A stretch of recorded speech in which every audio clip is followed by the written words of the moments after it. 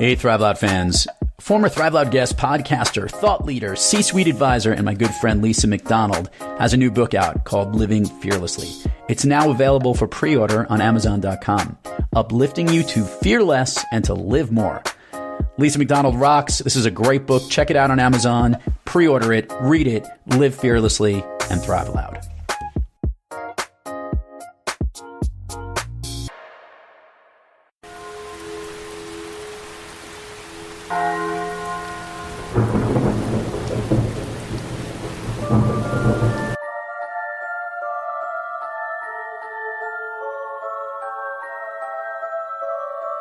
Welcome to the hidden side of business success, where people who are thriving loud tell their deepest and darkest secrets.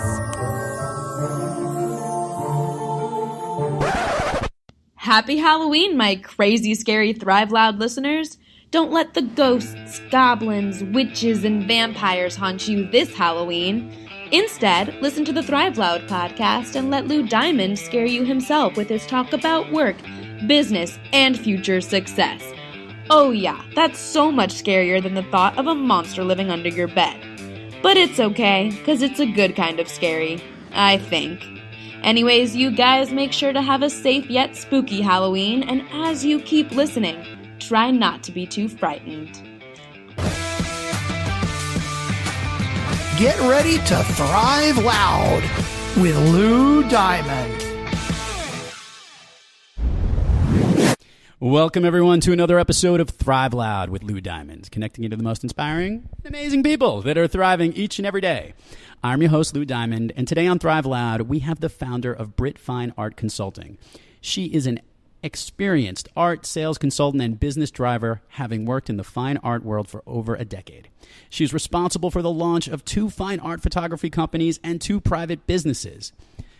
She is a proven curator in fine art photography, representing over 200 photographers and experienced in creating dynamic photographic exhibitions as well. Her firsthand knowledge of the artistic process helps bring a passion and a strong appreciation for all artwork, which translates as enthusiasm and commitment to any client she works with, which is why she's on Thrive Loud today, my fans. Thrive Loud fans, Jody Britt. Jody, how are you today? I'm wonderful. It's good to be here. So I want to ask this question. I don't know that much about art. I see it all the time. I think it's wonderful. And I can't get over how many people in their lives and careers have made incredible careers about art. And I start to appreciate it more and more. And we're recording this actually in a really cool space, which we'll talk about in this conversation. What I think the Thrive Loud community wants to know is, how did you get into this world? A little bit about the work you do, and we'll go back and forth. That sound like a plan? Sounds great. Well, from the beginning, both my parents are artists. My mother's an actress. My father is a jazz singer first, and then a photographer second. So I grew up in an atmosphere of consistent, really well-curated experience of literature and theater and museums and photography, painting. My parents are incredibly creative and very prolific, and so I was really blessed from a very young age just to see them working on their crafts, whether it was my mother studying Shakespeare or doing a play at the Amundsen, or my father shooting for Motown. He was their chief photographer. So growing up, I remember at 4 or 5 years old, when my father would bring home the developed transparencies to put on the carousel slideshow. It was sort of our after-dinner entertainment for the whole family to sit there and go through the photos and literally edit with my father. And some of those photos that my sister and I would put thumbs up for, go, yay, became an album cover. It was so miraculous. And it was a time in Los Angeles where the creativity was incredibly just fertile. It was great then. So you grew up in Los Angeles, and then did you eventually make it back east? So from Los Angeles, growing up there and being surrounded by the artistic world, I was first a model and an actor, and then at a certain point, my career really wasn't going in the direction that I had wanted it to, and a dear friend who was an art collector, a photography collector, whose eye I really trusted, said, you need to do this. You have a great eye. You know what photos are great. And so I pivoted, and I started to work in galleries in Los Angeles, primarily fine art photography. And then I partnered up with a photographer doing some sort of high-end sales and corporate sales. And then I think that was almost 9 years ago, in March of 2010, I came out to New York on the recommendation of another really dear friend who's a native New Yorker. And he had known me since I was in my early 20s. And he said, I think you should give New York a shot. I think you'd be good for you. And at the time, Los Angeles's art scene was very quiet. Really wasn't at all showing me the opportunities, the way to express what I wanted to express. So I came out to New York, and it was just one of those miraculous moments when New York says yes to you, you better just jump on. And the doors flung wide open. So I was hired to become the creative director and head of sales and head of photographer relations for a company called Rock Paper Photo. And I was there until it sold 2 years ago. And then I started my own company, Britt Fine Art Consulting. Okay, so in the work that you do now, and I've recognized when I walk into a building, to a common space, into a gallery, there's the art itself, and then there's understanding, getting the art into these common spaces. Help the Thrive Loud community understand a little bit of what goes on behind the scenes in the business, because it's someone like you that's helping to figure all of this out. It's a great question. The way I work with a real estate developer for a huge 23-story building where over 100 images need to be curated and produced, and the same way that I work with someone who has an apartment in Manhattan and they want to buy 5 photos, is the first line of question is, what's the story you want to tell with art? Is the story about you? Is it about New York? And once we get to that common ground and we find what's the story we're telling, then it's my job to then learn a little bit more about the client, their favorite bands, their favorite pop culture figures, their favorite sports team.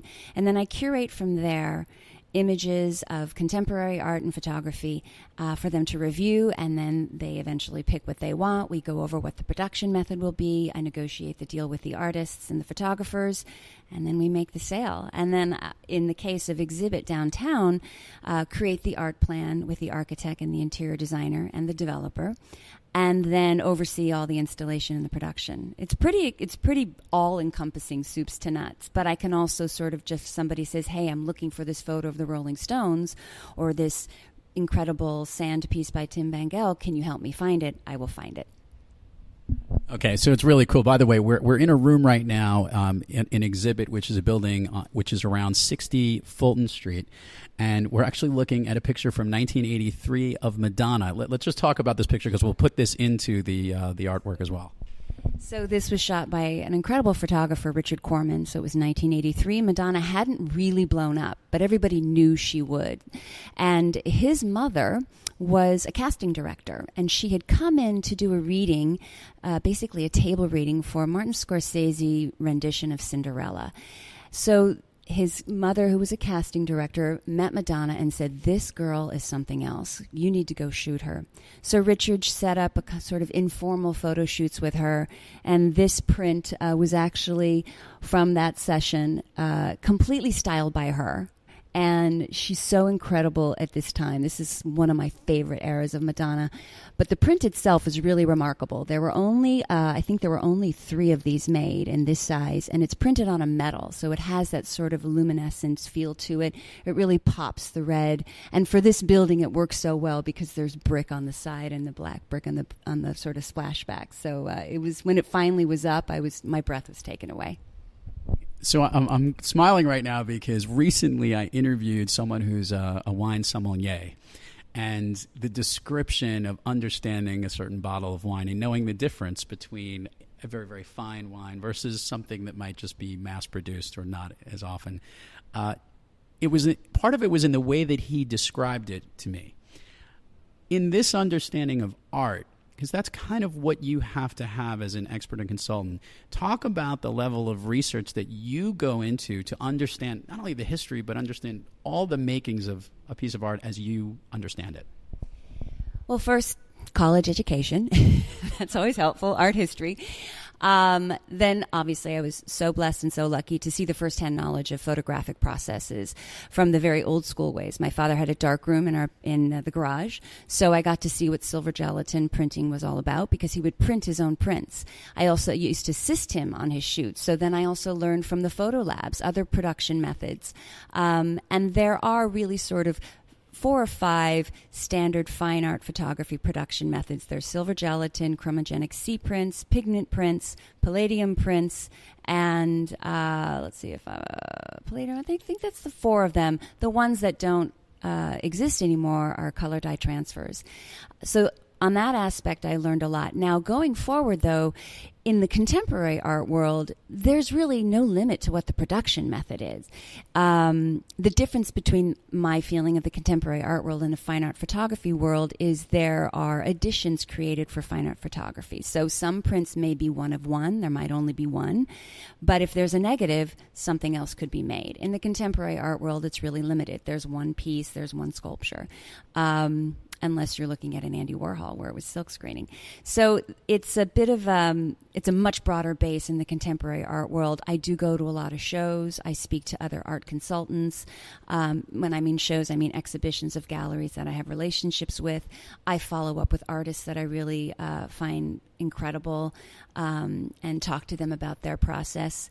So I think the main thing is to stay relevant in the art world, is to go to the art fairs, meet the artists, meet the gallerists, and talk about what people are looking for today. I want to talk about finding the content. In this particular case, getting a piece of art and understanding it. So there's 2 parts to what you're having to do. One, figure out what the right theme is, and then actually acquiring it. Talk a little bit about the work that goes behind the scenes and actually acquiring a piece of art, whether for a whole building, one piece of an individual, an entire complex. What goes into that? Well, thank God for Google and Google image search. But also, I've been in the industry for over a decade, close to 12 years. It's about building relationships. So from very early on, I learned from my father that having a lot of integrity in the relationships will pay off way down the line. So there are photographers and artists that I've known for over a decade, and they know that I can be counted on to negotiate a good deal for them and my clients. Everybody knows it's pretty transparent. And that I can also get creative if I have a client that says, I don't really want this in a photographic print, but I really want this to be, for example, for exhibit. You know, we used one really large C print, but we also worked with the artists and the photographers to create something that was unique for this building and that would be sustainable in a public space. So part of my research is having great relationships with the production houses, with the photographers, and really inform the clients as to what's going on behind the scenes. It's not like Oz, you know, this is the truth. With the internet, the art fairs, and Instagram, art is so accessible, and there's not a lot of secrets anymore. People can get well informed about, or speak to a consultant like myself, book a session, and we can talk about, you know, production methods. It's pretty transparent these days, which is good. It was uncomfortable at first, but I think it's really good. My brain is spinning mostly because I wanted to ask this question. I was trying to figure out the nicest way to ask it. Okay, so I've heard situations where I have art in my home, and we didn't spend that much money on this particular piece of art, but years later we're walking and we're in a hotel, and we see the exact same prints in the hotel floor or whatever we were on, and we started laughing, mostly because there's been a joke, I guess, you know, oh, that's hotel art. But yet when we recognize this was a pretty nice hotel I stayed at, and maybe their art is always in the eye of the beholder or what that might be, but when it comes to the valuing of this content, like, I guess you must be in an interesting position whenever you walk into a room or a building, because your brain turns on and trying to understand the specifics. Talk maybe about how, from a mass scale of the industry, because some of the stuff you're dealing with is very high-end types of products, but then there's a whole other world, maybe a drop below in the level that you do. That's a great question. There are artists that are interested I work with a lot of artists. Some of them are really interested in monetizing their collections or their art, and some are interested in not, and keeping exclusive and making a statement and really be seen as a fine artist. That's not to say that the photographers or the artists that are monetizing their work are not great artists. It's really what their vision of their career is going to be. One of the things that has been helpful for many photographers and for some artists is licensing deals. So that can make the art more accessible.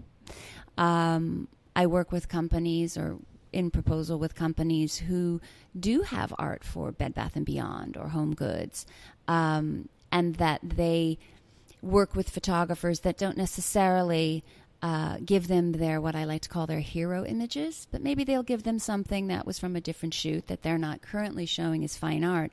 But working out these licensing deals allows them to bring in some passive income. It's still hard to be an artist and sustain yourself in this day and age. And so I encourage the artists, A, first, just keep creating, just make things. And B, to either, if they work with me, I can consult them, and curate what images they should really keep for their hero images and their fine artwork, or what they can do licensing deals with, and collaborations. I see a lot of contemporary artists doing collaborations. I encourage that.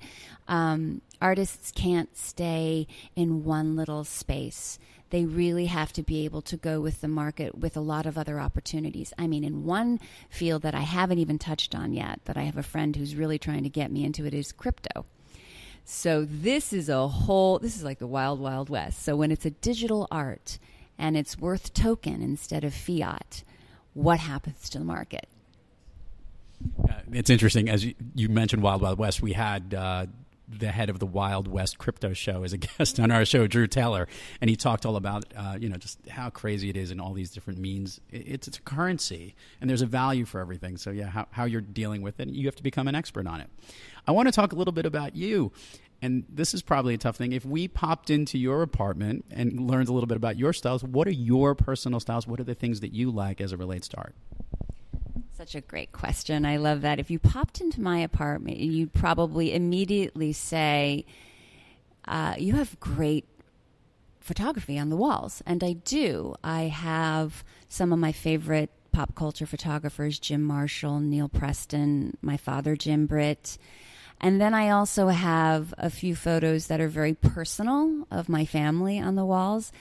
What I wanted to do with my apartment was to create a space that whenever I walked in, everything evoked some sort of emotion in me. So the apartment itself everything's gray and white with a little sparkle of, like a little flash of fuchsia on a pillow here and there. But the artwork on the wall, I don't know if you could pinpoint me. There's Marvin Gaye, there's David Ruffin in Infrared, there's Jim, there's Mick Jagger, there's great pop culture, David Bowie putting on his makeup over my vanity while I put on, do my face or whatever. So I just wanted to have a space that not necessarily would say anything to somebody else, although it does make people ask. But for me, when I walk into my home, it is my space. It's me. I'm imagining that when you sit down with a client, and I guess this really taps into the connecting world that I'm very familiar with, you truly are coaching and connecting with your clients so that you can understand what authentically they would like to represent and what they would want in their world. And by the way, thank you for connecting the dots on that, because that's really what art is, right? A personal image, something that means something to them, which I guess can be challenging when you're doing it for the masses in a larger building and there's different hats you have to wear. Let's dig a little deeper into you. I ask just about every guest on the Thrive Loud program, when you personally have trouble thriving, because you're doing it every day, I could see it. What the Thrive Loud listeners need to know is that she is beaming every time she's talking about art. So she obviously loves what she does. But on days that maybe you're just having a little off day, when you're having trouble thriving, who or what practice do you seek to get back on the thriving track? Meditation. I do transcendental meditation at least once a day. I do have a spiritual life that I connect to that helps me a lot. I also have cultivated a really strong base of women in New York City, and my family. I've really worked hard on these relationships so that we really support each other. And prayer, also exercise. And the one thing that I need to get better about is being in nature. There's something really grounding for me, not necessarily the beach, but when I get into Central Park, when the weather's good, if I take off my shoes and I get grounded in the dirt, it grounds me. It helps me feel connected and supported. If I have time also, sometimes just going to the Met, going to the old standard museums, the big guys, and allowing my eye to curate itself towards what is great. These are things that help me connect back to my passion, because if there's one thing my father told me, he said, always follow your passion. He said, I don't care what it is, follow your passion. Now, that has been a very circuitous route, and it's not a straight line. But I can say that when I help someone tell their story, when I have a letter from a client saying, I just can't believe this is my home, I'm so excited, I can't wait to get home, that brings me joy. Okay, that's really powerful, and we'll make sure to take pictures of you here today to capture some of your smiles going on as you talk about this. Give us an idea of where you would like your business to head towards. You're obviously doing very well. We're in an amazing space, and I'm sure there are many more like this. I guess it's a two-part question. Where do you want the business to head towards? And is there some ideal job that you would love to work on, an opportunity that you said, wow, that would be, if not the big fish, but the great opportunity for you a real challenge for you, if you would? Well, currently we just launched the fine art sales e-commerce on my site. We did that last week. There was a book opening for my father's photo that was from Comme des Garçons in 1988. One of the editors at Dazed Magazine decided to create a book. The book signing was last Thursday, and it was a real success. And so I will be offering those prints on my site as well. So that was very exciting to launch that. I love giving younger men and women opportunities. So if I were to say what would I love my company to be able to do in the future, it would be able to grow obviously with my clients, but to then give someone else an opportunity. I don't know what it is about having an intern or somebody right out of college who's hungry, who has something to prove. I want to create those opportunities for people. And if I had one dream job, honestly, it would be to sort of blend the two worlds that I love the most, which is being on camera and art. So if I could have my own show about art, that would be my dream. Who knows? Maybe this will be the stepping stone for some of that. We'll talk more about that. Okay, so this is the opportunity for you to plug away. Give us all the places online, wherever, that we can learn more about your company, you, everywhere. Social media, give all the plugs right now. We're going to put it on the show notes, but it always comes better when you say it as well. So if you're wanting to learn more about Britt Fine Art Consulting, go to www.brittfineartconsulting.com. We also do have there a lead to fine art sales. You can scroll down to the bottom of the homepage or look over to the right and click the lines, and you can see what is currently available. We will always be adding new work. My Instagram is Jody Britt, and I periodically throw up, things of nature of invites. And tonight I'm doing an event in Williamsburg. If you're free, come by, go to my Instagram. Only for real life.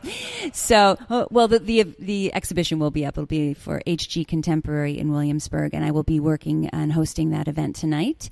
And I'm also on Facebook, Jody Britt, and also Britt Fine Art Consulting on Facebook. Okay, so when I told Jody that every Thrive Loud interview ends with me asking this question, I couldn't tell if it was excitement or confusion or too many movies to choose from. So, Jody Britt, what is your all-time favorite movie? It's so the latter. I think there is one film that I can have on my television or my monitor, or whatever you want to call it these days, and have it just streaming, and at any moment take a glance or listen to it. And that would probably be The Godfather 2. There's something about the cinema, and Godfather 1, the cinematic magistry and genius of those films, and the acting is impeccable and it's perfect, and I always find little nuances every time I watch it. But having said that, I also loved Raging Bull, Terms of Endearment. The movies from the 70s, my parents really had us grow up on. We were probably inappropriately too young to see a lot of them, but oh well, they were in their 20s. We're still here. And of recent, it's interesting. I don't think I fall in love with cinema the same way that I did when I was younger. And I don't know if that's a testament to the work now, but I'm hoping I'll fall in love with something as much as I did Godfather 1 and 2 soon. I think what I loved about that answer is that The Godfather is probably, if we go through the 200 some odd interviews on Thrive Loud, it's probably the most listed. It's either that or Shawshank Redemption. But well, what I was going to say, though, is very few women pick The Godfather. And what was interesting is what you said is there is, and I guess this is perfectly fitting, there's some artistic beauty to that movie in itself, and the filmmaking in what Francis Ford Coppola did. I mean, it's been studied and looked at, and just from integration of music to obviously think about every actor that's in it, but the story, everyone has such different ways that it affects them. Many people have been on this program have talked about how as leaders the Corleone family react, or the dynamic of the family, or the stories themselves. It's really interesting. But how could you forget Fredo? Fredo is one of the most incredible characters in cinematic history, and the actor John Cazale, just his story. I recently watched a documentary on it.